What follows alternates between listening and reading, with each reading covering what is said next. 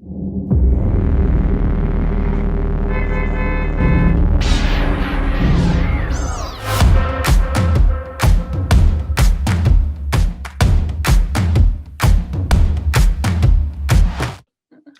I guess we could just dive right in right here.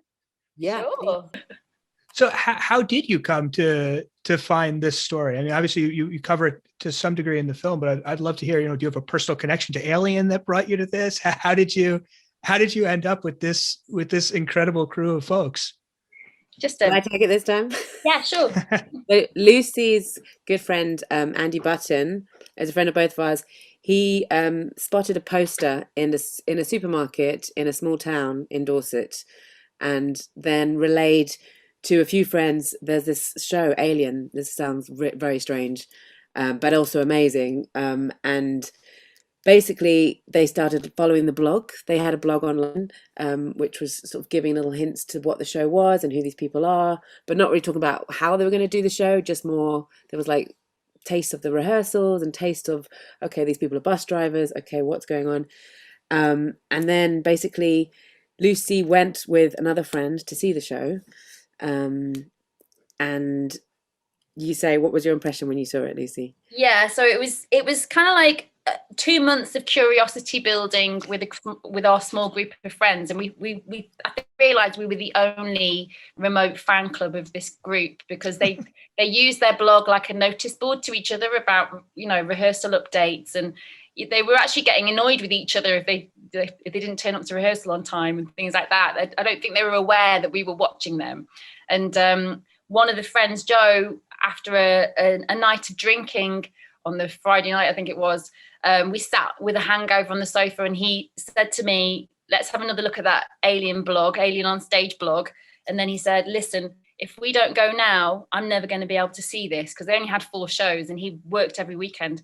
So we ummed and ahed for a little while, and then just left it to the very last minute and ran to his car and drove 3 hours, which is a very long way in UK terms. I know it's nothing in America, but we drove 3 hours to Dorset and ran across the car park to an empty village hall that had maybe 10 people in it, and and then proceeded to watch what ended up being this incredibly life-changing experience, it seemed. That's incredible. I think one of the things, and it's even coming across right here, that I found so interesting about the film is the tone. It's so warm and inclusive, and it sort of captures this sort of loving banter between all these folks. I'd love to hear you both speak to sort of what you were aiming for in terms of tone, or how really, I guess, the performers brought the tone to you. Yeah, that's very true, because we did capture a few moments on camera which may come across as a little bit spiky, or they weren't having the best time, but there were so few that if we did include any of them, it would be a misrepresentation of what was actually happening. Like 95% of the time, that's how they are. And also, I think they treated our presence with a great deal of respect as well, even though they seemed very, very natural, and they were just having fun. I think I don't know whether our presence affected the way they dealt with each other, but they just generally are on and off camera that way with each other. So we made a very conscious decision that this film needs no kind of like tension to be created amongst them. We could have edited it that way a little bit with the tiny, tiny moments that we had, but we said from the outset that this documentary is an entirely positive, uplifting, joyful experience. And it's an example of how humans can achieve something because they agree on things, not because they disagree. They wouldn't have got there if they hadn't been so amicable with each other and so patient with each other and so accepting of each other and all their different foibles and idiosyncrasies and different levels of ability. It just was incredibly harmonious, and that's what we wanted to get across. And it's more about them sticking 2 fingers up to an established idea of how to be successful and what you need to do to get to a status where you get to have a performance in a West End theatre.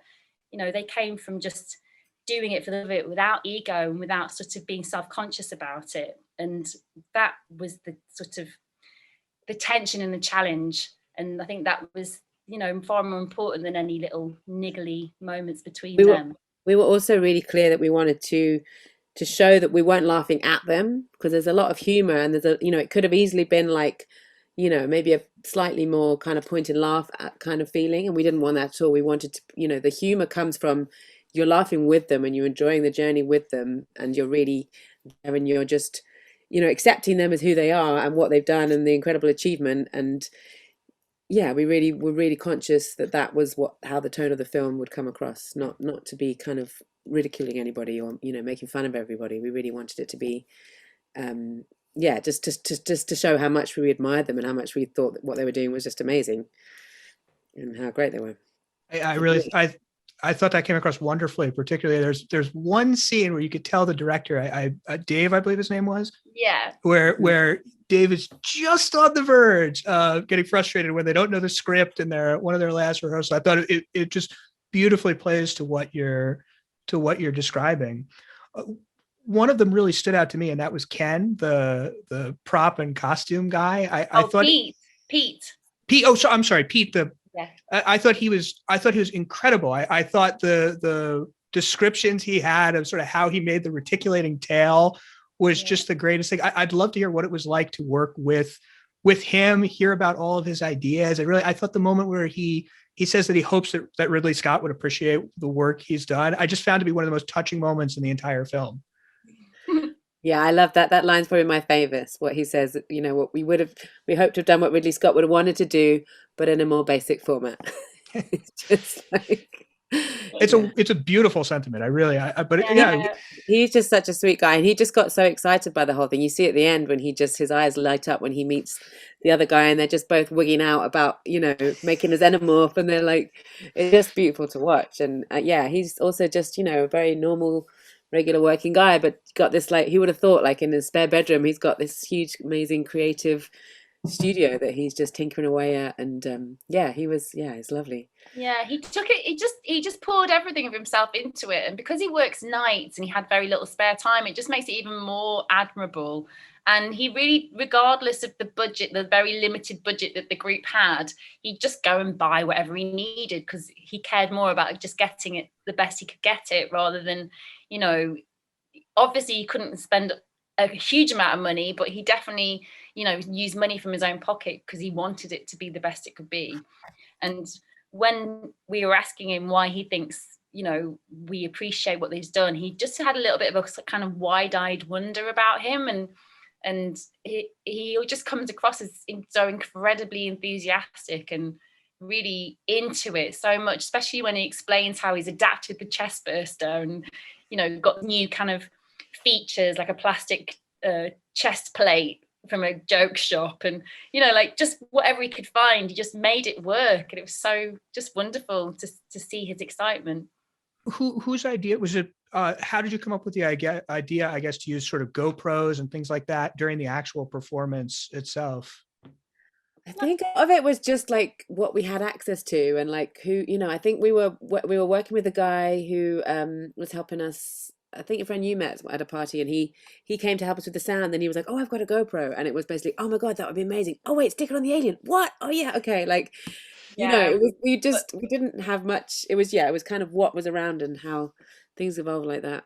As with everything with this film, and I don't know, this is the first film I've ever made, but I honestly believe this is probably the easiest film anybody could ever have made.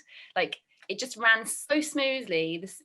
From starting filming to filming the show and all the little happenstances along the way that ended up making this incredible footage that we could use and build this beautiful story. And then the reception it has received and people accepting it at film festivals, not really come across any sticking points. The Kickstarter went really well.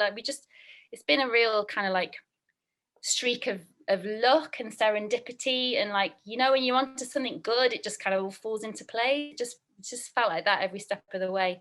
And the GoPro thing, now I look back at it and I just think, wow, this just kind of makes the final show. It's got this brilliant B-movie horror element that puts the audience in the actual stage show, which is something these stage show audiences don't have. And that was just a stroke of genius, just a little bit of chatting like the day before the show, what have we got? What can we do? And it just works so well.